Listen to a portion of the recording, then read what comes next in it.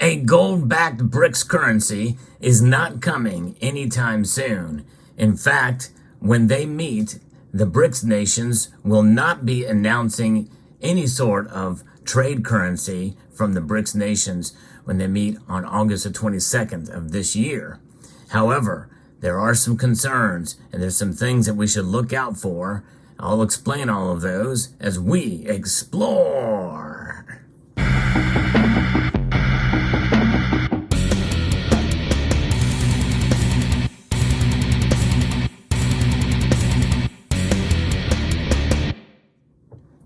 I broke the news in this community that indeed the BRICS nations, when they meet on the 22nd of August, will not be announcing any kind of a trade currency. But that does not mean that they're not working on it. Indeed they are, and they would like to kill the dollar. There's no question about that. And they have a strong desire to do so. But we're going to be talking a little bit about what's going on with the BRICS nations and what are the factors that are leading to this de-dollarization effort that continues to plummet the dollar down in terms of its influence around the world. It is losing influence more and more. However, it's not enough to break the back of the dollar, and that's not going to happen for quite some time. You know, the dollar has been the king of currencies, much of the chagrin of much of the world, at least the Eastern world, for a number of years. It's just now it's amplified because of factors that have come into play, such as the pandemic, such as the sanctions against Russia. But nonetheless, what's going on? Well, they have been seeking, the BRICS nations have been seeking to shift further away from the US dollar in mutual trade. The de-dollarization trend that has been gaining momentum in the wake of these sanctions, and numerous developing nations, including these BRICS members. We have China, Russia, India, Brazil, and South Africa, among others, have started to move towards alternative currencies and trade. And now what happened is this idea of a BRICS currency that was really floated mostly by Moscow. Putin said that last June, that member states were working on developing a new reserve currency based on a basket of the national currencies used by the 5-nation plus bloc. In 2022, China's trade with the BRICS nations reached about $468 billion. Russia has $164 billion, while India achieved $142 billion. China is the top dog there, no question about it.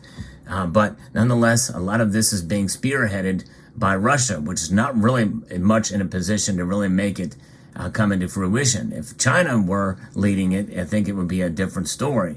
But China has sort of a mixed bag there, as a lot of trade happens with the United States. They produce a lot of our goods, and they don't want to lose some of that. And I think that is complicating some of the factor here. But a gold-backed currency is certainly out of the question for quite a long time, although it would make sense, although it wouldn't make much sense if you couldn't actually convert into gold from these other currencies. But nonetheless, that would be something that could be developed in time to really give these Eastern nations, much of them are Eastern nations, which has a profound respect for gold in their cultures, which leads to furthering that it could, if it's going to work anywhere, it's probably going to work there between those nations, especially considering that many of these nations, among others, have been stockpiling more gold in their coffers and their central bank vaults than they have in the last 50 plus years. It's pretty remarkable. And so when you have that kind of status and background and a strong desire, you have this idea that we're going to work together more and more to try to combat the influence of the West in general and the United States in particular. And so they are working on it. It is something that is going to be happening.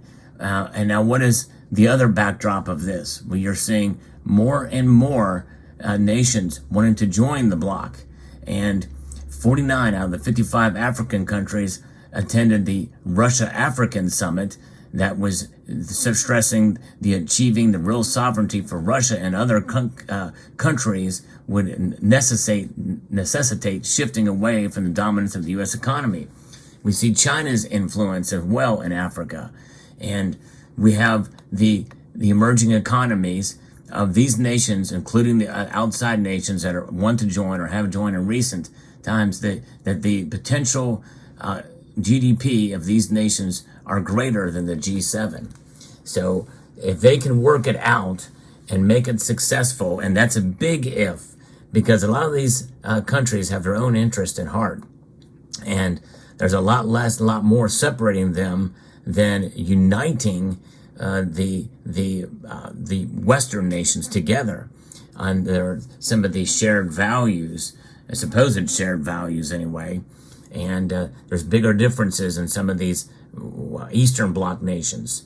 So it'll be very fascinating to see how this plays out. But the thing is, as these nations start to work towards providing the framework and the groundwork for something that these nations can agree on, that is foundational and a key to this.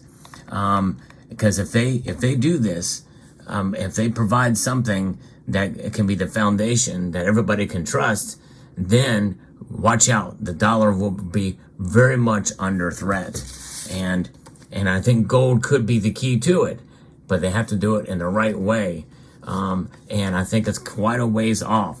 It was the intention. In fact, even Russia had mentioned that they wanted to do it and they were going to do it, but apparently some information came out sooner than expected, or it was misinformation, what have you, because it's going to take quite a long time to take down the dollar. But I think if there's going to be any threat to it, it is going to be likely coming from BRICS, the BRICS nations. And so this summit that will be in Johannesburg from the 22nd to the 24th of August, it will be discussed. South Africa is going to be hosting it there in Johannesburg, and it will be a topic of discussion. And likely at that very summit, that framework could be laid out. They have something that they are united on, and it's not the United States dollar, that's for sure. They want to create their own. And they also want to fight against the euro as well, for obvious reasons. So therefore, how will this play out? Russia has the economy the size of Italy. So China is going to be a major player there, I believe, in setting this up. Will it be based off of the renminbi or the yuan as a sort of to create the yuan, the renminbi, as a dominant currency as they set this thing up? I don't think Russia would really want that and like that. Putin would rather have the ruble be a part of it. But that is something that I think is a far cry from happening for sure. And so basically it's going to come down to what Russia and China do and how they react and interact with each other, because they are not the closest of friends either. And there's a lot more, again, that is keeping that dollar going. And you also have to understand the relationship between China and the United States is at play is here as well. Because if that ends, then that's going to really hurt China for sure. So they have to kind of play both sides here. They want to de-dollarize, but they really can't. And really, Russia is the only one that's been forced into de-dollarization by the sanctions. But otherwise, there's a lot at play here. And this summit could be a big deal in moving more towards it. So that if they do another summit next year, they could make the announcement. And that would definitely put a threat to the dollar. And gold would probably climb up fairly dramatically if that were to be the case. But there's other factors that we have to take into account as well, leading to that. So we just don't know for sure how strong it would be, and other factors as to how well gold would do under that scenario. But nonetheless, if they were to announce that it is a gold-backed currency, that it's convertible, then I think that will just embolden gold even more. And who knows, maybe the United States may consider actually adding more gold to its vaults, because we haven't added any for for last many years. I can't even remember the last time they have added any more gold, probably since the last 50 years or so, maybe even longer than that. I think we once had 20,000 tons. We have 8,000 tons now, but a lot of that was gold held by other nations. Again, that was after World War II. Wars tend to exacerbate these types of things. And we also have to understand that China has its eye on Taiwan. So there could be war there. That could speed up some of this process. And I think that is kind of what is going to be discussed as well at the BRICS summit. So we'll see how it plays out.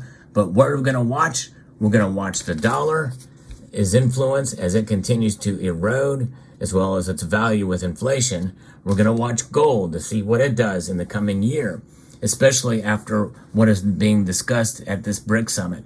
No currency will be announced, but they will be discussing a currency or some sort of solidification of the deal that they have to keep the dollar at bay and to elevate themselves and their economies. We'll find out. But let me know what your thoughts are in the comment section below. Hope you found this video informative, insightful, and educational. I'd like to extend a multitude of gratitude to you all for watching and to encourage you to please rate, share, comment, and subscribe.